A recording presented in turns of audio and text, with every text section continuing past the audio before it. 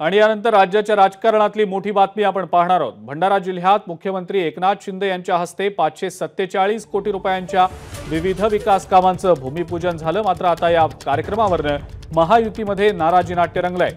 पोस्टर्सवर भाजप आणि राष्ट्रवादीच्या नेत्यांचे फोटो नव्हते, तसंच भाजप आणि राष्ट्रवादीच्या नेत्यांना आमंत्रणच नसल्याचा आरोप करण्यात आलाय। माजी खासदार सुनील मेंढे आणि राष्ट्रवादीचे जिल्हाध्यक्ष नाना पंचबुद्धे यांनी उघडपणे नाराजी व्यक्त केलेली आहे। त्यावरून भंडाऱ्यात महायुतीमध्ये बिघाड झालाय की काय, असा प्रश्न आता उपस्थित होतोय।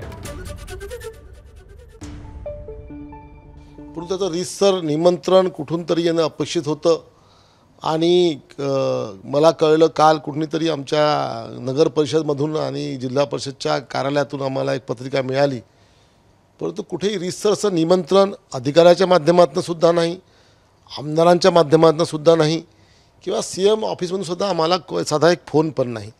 निश्चितच सीएम साहेबांना आम्हाला त्यांनी फोन करणं अपेक्षित नाहीत, पण त्यांच्या कार्यालयातून एखादी फोन येणं, आमदारांच्या एखाद्या कार्यालयातून फोन येणं असं अपेक्षित होतं आणि तसं कुठलंच रीतसर आम्हाला निमंत्रण मिळालं नाही।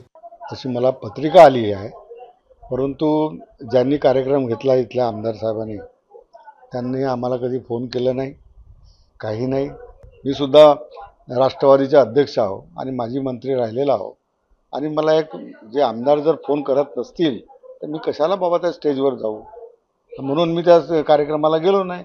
आम्ही महायुतीचा आमचा एक घटक पक्ष आहे, पण आम्ही कार्यकर्त्यांना विचारलं का तिथं त्यांच्या त्या कार्यक्रमास्थळी आमचे उपमुख्यमंत्री अजितदादा किंवा आमचे नेते प्रफुल्लभाई यांचा कुठंच त्या ठिकाणी बॅनर फोटो वगैरे काही नाही आणि ते विषय जाऊ द्या, पण आम्हाला त्यांचा निरोप नव्हता, फोन नाही, काही नाही त्या कार्यक्रमाचा आणि त्यांच्या कार्यकर्त्याचा मेळावा असल्यामुळे शिवसेनेचा आम्ही त्या ठिकाणी गेलो नाही।